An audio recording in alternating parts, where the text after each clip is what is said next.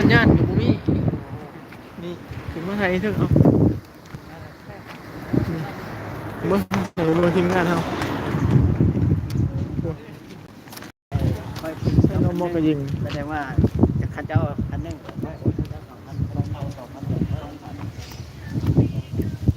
สบายดีสบายดีต้นทำไมดีอายุเท่าต้นนี่อยู่ตั้งภูเขาเนาะอยู่จอบครัวนี่จะเป็นที่สูงเบื้องไปโอ้ยอันที่เขาไทยมันสั่นเนี่ยเขาอยู่ตึกตัวแรกก่อนนี่โอ้ตอนนั้นอันเชี่ยวเขาเนาะคือเขานี่เขามุนเชี่ยวเขามุนต่อไปจะเป็นโคเล่ของเขาโอ้หลายเนาะโอ้โปรบโอ้ยติดเทิงผู้ยังมีหนทางถนนอยู่นะมีเฮือนอีกผู้สูงสุดติ้นนี่ก็ยังปวดบอลนี่เนาะโอ้อันเฮือนเท่านี้มันเป็นปวดถูกขึ้นมาให้กวางเขาเท่าคิดไว้เนี่ยบอลประกีดนี่กวางนี่เว้ยมีโดดมีหนทางถนนเที่ยวสะดวกสบายเด้อหางยางในกล่องกับพี่ลองวิเคราะห์ตัวนี้มึงดูอันนี้เป็นเป็นยังมึงมีคือกล่องมีคือกับเป๊ปซี่อันโซดานะมันโซดาคนแล้วเจฮอนแล้วมันมีกับนี่ถ้าโมเมนต์เบนอันนี้มันบอลพอใช่เบิ่งให้เบิ่งทีมงานเนาะโซดาเอามากินตัวโซดากันดิเมียนว่าหามตรงมันแตกมันจะอ่องนั่นเป็นโซดาต่างคิดต่างใจได้แบบไม่มาเที่ยวต่างคิดต่างใจได้ไอ้นี่ได้นี่มึงอยากเบิ่งบนอยากเด็กผู้สาวอยากเด็กผู้สาวอยากเด็กผู้สาวบอกดีๆนะคนมาเป็นปีอยากเด็กผู้สาวนี่ทีนี้ก็ยิงสมุดไว้สมุดให้มึงมาอยู่นี่มึงอยู่ไหนวะถ้ามีผู้สาวอยู่นานกูอยู่ได้เลยอยู่ได้ถ้ามีเมียนะเมียคนอิสราเอลอาลีฮะเพราะว่ามันอยู่ความบรรยากาศนี่โคตรดีเลยมันอยู่บ้านสูงปกติมันเข้าสิเฮ็ดเวียกยังวะแต่มาหากินอีหยังวะมึงคิดว่ามันเวียกเป็นของเขาแล้วอีหยังเนาะมึงคิดว่านะจะมีจูนึงที่มีเวียกประจำการกับเวียกของราชการกับจูที่เขาไปเฮ็ดเวียกเกษตรนี่นะอยู่มึงคิดว่าบ้านกุศิหักแผนก็ยังเบิ่งปกติก่อนเบิ่งรถนี่นะมีรถพวกนี้รถสไตล์แบบนี้รถอีหยังก่อนนี่เป็นรถสนิยมของเขาเด้เบิ่งให้มึงเห็นตัวนี้มีแต่แบบนี้เนาะนี่มีแต่แบบนี้รถบังเขาเจ้านะมันสิบ่มีพวกมีโกเนาะบ่ค่อยมีพวกกับว่า4ประตูนะแบบอันที่บ่พอหลังเขาบ่ได้นำเข้าแต่เขาผลิตสกุลอะไรประเทศอะไรของเขาเขาไม่ได้นำเข้าเลยน่าจะผลิตเพื่อให้มีการก๊อปปี้บริการประเทศอื่นๆนะความคิดของเขาเป็นเอกลักษณ์ดีแล้วก็ข้างรถโมเมนต์สถานีท่องเที่ยวดิโอเค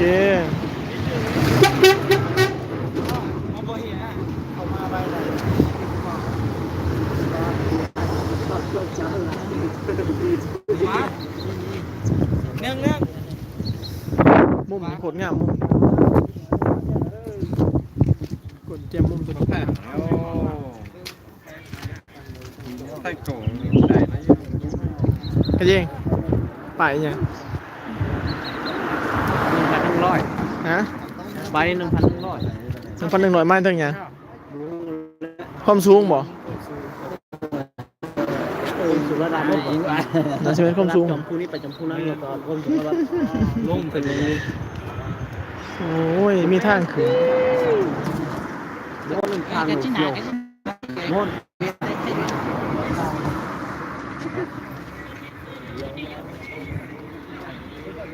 ทีนี้ก็มีทุ่งนี่ก็ยิงทุ่งจากตัวใดบอลมันทุ่งยังวะที่เอาขึ้นมาก็มีฮะคนละประเทศดีคนละรัฐแต่คืออิสราเอลว่านี่จะมีหลายๆชุมชนเขายังไม่ขึ้นชุมชนที่เขายังไม่ได้ซาวดรูสยังไม่ได้ครับมีเอกลักษณ์เขาเป็นเอกลักษณ์ของประเทศอิสราเอลได้มาเขาสามารถมาอยู่ได้แล้วเขาเลี้ยงเขาวันนี้มีประมาณ2 ครอบครัว สองสามคน วันศพครอบครัวเท่านั้นเพื่อ ติดเรือดิ ก็ต้องรับสารอย่าง สัญลักษณ์ตัวนั้นบ่โอ้อันที่เฮาขึ้นมาโอ้บางที่เฮาขึ้นมาเฮาบ่มีสัญญาณเลยบ่เป็นหยังบ่สรุปว่าอยู่นี่แม่นคนเป็นหยังเสียงรถดังหลายเสียงรถดังหลายเอาขึ้นมาโคตรสูงเนาะโคตรสั้นเนาะบ่เจ็บขาติตัวบ่เจ็บขาติตัวนะเอาเจ็บปวดขาได้เนึงยังไงวะโอเคพี่น้องเดี๋ยวสิอยู่อันนี้ประมาณจักนาทีเกาะอาจารย์ว่าหมายของเฮาสิทางรถไม่หยุดนี่อยู่นี่ติ ทำอะไรเลยทำรถไม่สร้างบ่ได้ เพราะว่ามื้อเช้าเฮาย่างมาตั้งแต่พูดตั้งแต่โรงแรมที่เฮาถ่ายให้เบิ่งเอาขึ้นมาถ่ายรถนี่อยู่เด้อจังหวะก็สิไปลินต่อมันม่วนเหมือน วัน4-5สถานที่นี่แหละ4-5สถานที่ที่เราไปนี่ ไปอาบน้ำเนาะ ล่ากันอย่างวะสุดท้ายไม่ไปอาบน้ำทะเลกาลิลี่แล้วกัน อาบน้ำม่วนแซ่บๆเหมือนว่าเนี่ยปัตตานีหางบ่ได้อาบน้ำเนาะ เสียบตาเพราะว่าทะเลมันเค็มดิมันเค็มถ้าอาบแล้วเสียบตาเอ้า ระวังเด้อยืนสะดวกสะดวกรถเหยียบคอเด้อพี่น้องเด้อ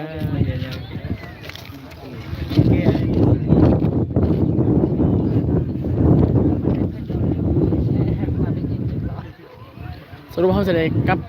ลับบ้านประมาณจังโมง3 โมงแรงเนาะเอายังจะได้ไปไล่บอลอยู่ตีมื้อนี้ บ่ฮะ ยังจะได้ไปออกจากนี้เขาจะไปใช้ต่อ ไอ้เครื่องไฟ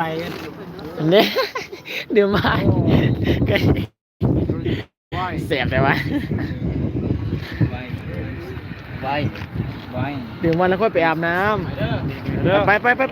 พี่น้องเอ้ย ไว้เช็คเกอร์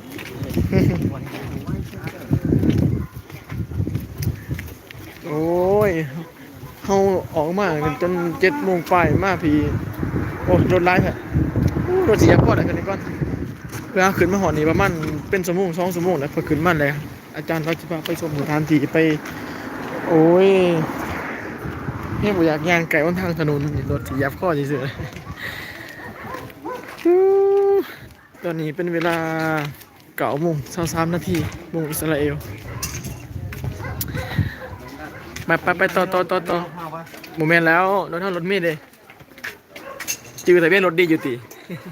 รถคันสีขาวๆนะฮัลโหลสโลม ไทยนั้น ลาว โอ้กันเองมีแต่ลูกมีแต่หลาน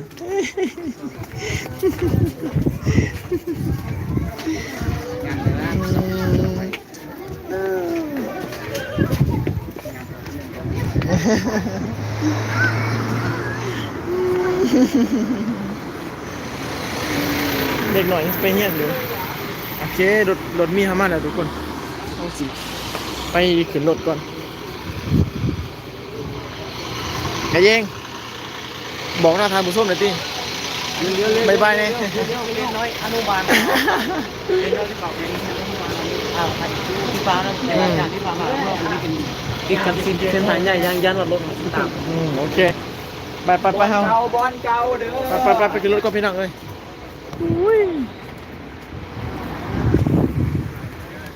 นี่รถห้างในสุดกุด רבע שעה פה כבר. ลืมแล้ว จุฬาขายเสร็จแล้วมีแล้วเต็มหมดแล้วเสร็จแล้วเฮ้ยในเวลาขึ้นรถแล้วพี่น้องรถมีสะดวกบ้างสิเบิ่งรถมีสะดวก ยังอันนี้กำลังเบิ่งน้ำโพอยู่ตาย ไอ้ยังมาใส่จากตัวนะ อันนี้คือหูเสียบ หูเสียวะหูสากโทรศัพท์บอกไปพี่เอนี่เล่นตึ๊บเย็นดีเย็นกว่าเมื่อวานดูอากาศตอนเช้าเย็นดูไปฝาดตอนแรกคือว่า ไปต่อตอนนี้มาให้ดู มือห้าสิบ เครื่องวัดเครื่องวัดกัน โอ้ยเชียวสิปิดจิบก่อน ยังไม่